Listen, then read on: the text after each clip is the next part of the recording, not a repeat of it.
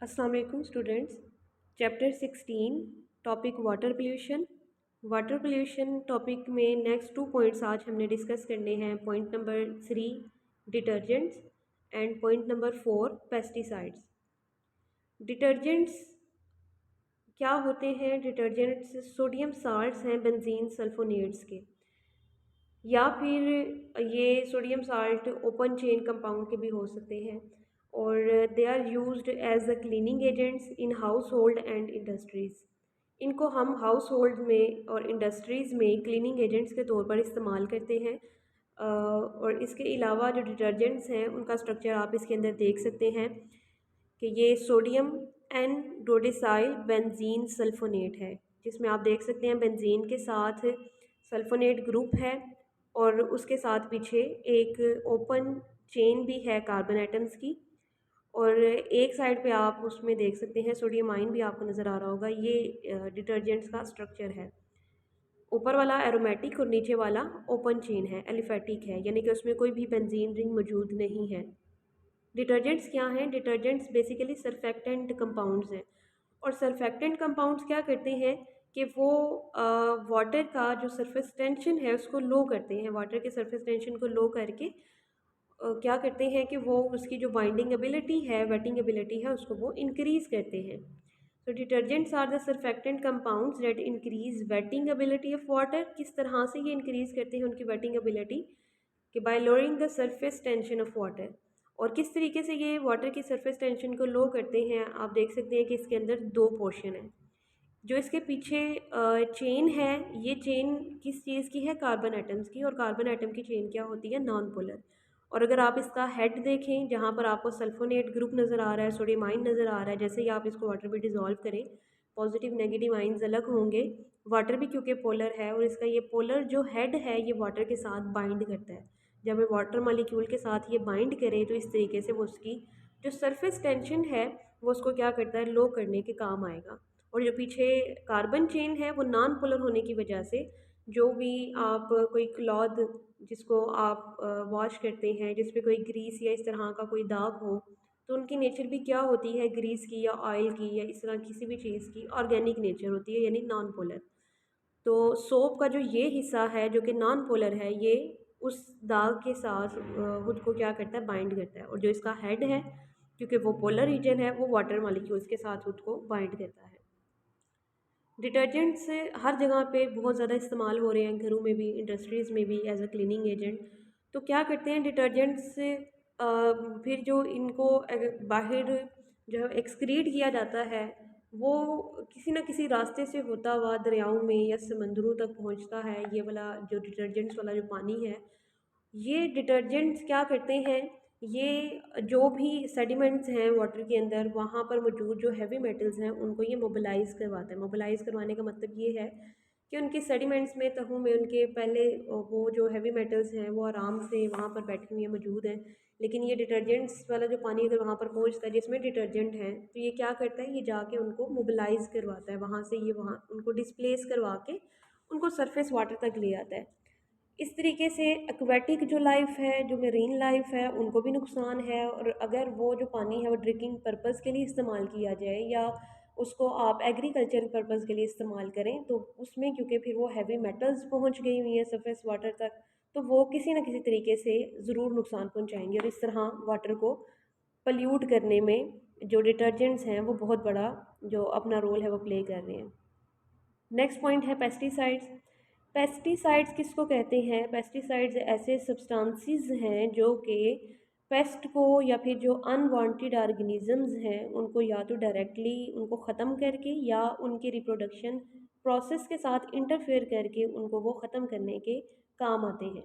सो दो substances which can directly kill an unwanted organism are controlled by interfering with its reproduction process.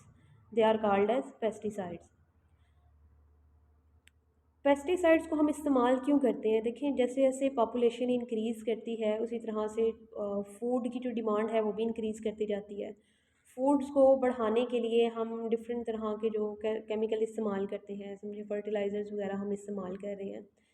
फिर अगर आप demand बढ़ रही है फूड की, अब बहुत ज़्यादा वहाँ पर जो है वो काश्तकारी की जा रही है, तो वहाँ पर बहुत से जो पेस्ट हैं या हर्ब्स हैं, अनवांटेड जो हर्ब्स हैं या इंसेक्ट्स हैं, उन चीज़ों को रोकने के लिए फिर हम इस तरह की अद्वियात इस्तेमाल करते हैं जिनको हम पेस्टिसाइड्स कहते हैं। सो पेस्टिसाइड्स इसलिए इस्तेमाल किए जाते हैं ताकि क्या किया जाए कि हम लार्ज अमाउंट ऑफ फूड को प्रोड्यूस कर सकें at small amount of land, कि कम से कम एरिया के अंदर आप ज़्यादा से ज़्यादा जो है वो फूड की प्रोडक्शन कर सकें, और बीमारियां पैदा करने वाली जो पेस्ट हैं, इंसेक्ट्स हैं या हर्ब्स हैं, उनको आप वहाँ से ख़त्म कर सकें ताकि वहाँ पर अच्छी जो है वो काश्तकारी हो सके।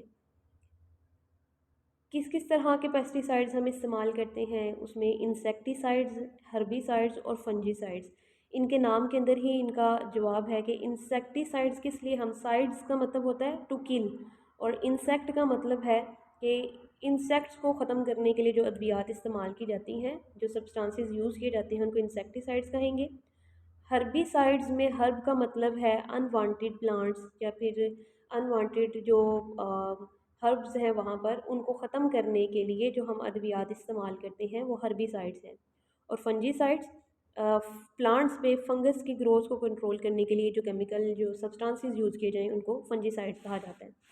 ये मुख्तलिफ़ तरह की जो पेस्टिसाइड्स हैं इनको यहाँ पर बताने का मकसद ये है कि इन पेस्टिसाइड्स को जब आप इस्तेमाल करते हैं तो उसमें हमारा मकसद क्या होता है। मकसद ये है कि आप बहुत सी डिज़ीज़ जो है उनको कंट्रोल कर सकते हैं इसकी मदद से, जैसे कि मलेरिया है, येलो फीवर है या स्लीपिंग सिकनेस। इस तरह की बहुत सी बीमारियों को कंट्रोल किया जा सकता है पेस्टिसाइड्स के इस्तेमाल से। Pesticides and eradication of disease. Eradication का मतलब है ख़त्म करना, कौन कौन सी बीमारियों को ख़त्म कर सकते हैं हम इससे। मलेरिया जो कि मॉस्किटो इस तरह के जो मच्छर हैं उनसे फैलती हैं। इसके अलावा येलो फीवर, बबूनिक प्लेग, ये इस तरह की बीमारी होती है जिसमें ये आपको इस तरह की एलर्जी जो है वो उसकी वजह से होती है। उसके बाद है sleeping sickness. Pesticides and contamination of soil, कि पेस्टिसाइड्स आपकी जो सॉइल है उसको किस तरीके से कंटेमिनेट कर रहे हैं।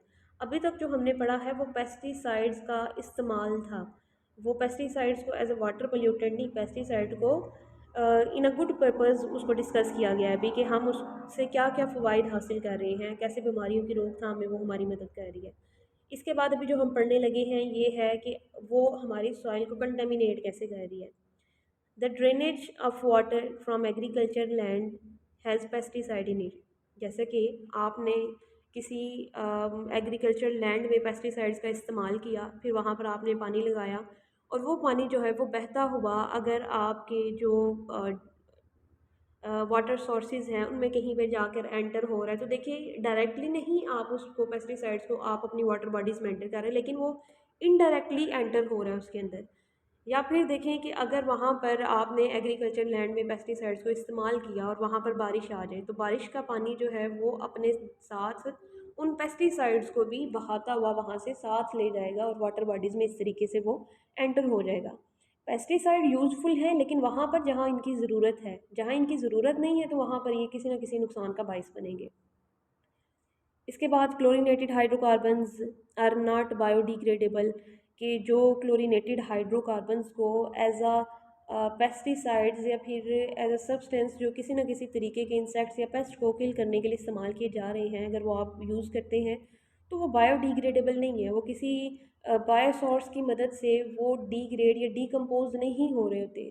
तो जब वो डिकम्पोज नहीं होते, अपनी असल हालत में वो मौजूद होंगे तो वो नुकसान पहुँचाएंगे। इसी तरह से तो ये तमाम जो पेस्टिसाइड्स हैं ये किसी न किसी तरीके से, चाहे वो लो कंसंट्रेशन में हो या हायर कंसंट्रेशन में हो, ये कोई ना कोई डिज़ीज़ का बायस बनती है। पेस्टिसाइड्स अगर कुछ ऐसी हैं जो कि सिंथेटिक ऑर्गेनिक केमिकल्स हैं, अगर वो फूड चेन या ड्रिंकिंग वाटर की मदद से आपकी वो खुराक तक पहुंच रहे हैं, आप उसको इंजेस्ट कर रहे हैं, तो हायर कंसंट्रेशन में they can cause nausea, dizziness, tremors, blindness. और लोअर कंसंट्रेशन में ये क्योंकि अगर कम कंसंट्रेशन में है या बाज़ औक़ात हायर कंसंट्रेशन में भी ये टेस्टलेस और ऑर्डरलेस होते हैं, तो इनका पता नहीं चलता कि ये आपके पानी के अंदर मौजूद हैं, नज़र नहीं आते, ना ही इनका कोई टेस्ट होता है। तो आहिस्ता आहिस्ता जब आप इसको इंजेस्ट करते जाते हैं तो ये बहुत सी बीमारियों का बायस बनते हैं। इससे स्किन इरप्शंस हो सकती हैं, आपका जो सेंट्रल नर्वस सिस्टम है वो इफ़ेक्ट हो सकता है इसकी वजह से।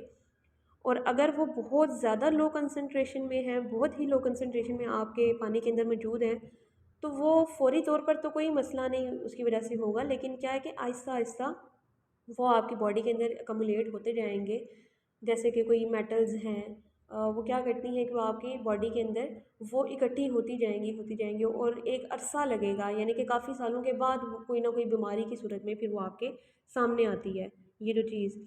तो बहुत से इसमें से ऑर्गेनिक कंपाउंड कार्सिनोजेंस भी हैं, कैंसर काजिंग हैं। और जो कैंसर काजिंग जितने भी ऑर्गेनिक या फिर केमिकल्स हैं या कोई मेटल्स हैं, ये क्या करती हैं, ये एक लंबा अरसा लेती हैं अपनी जो भी उनके इफ़ेक्ट्स हैं उनको एक्सपोज करने में।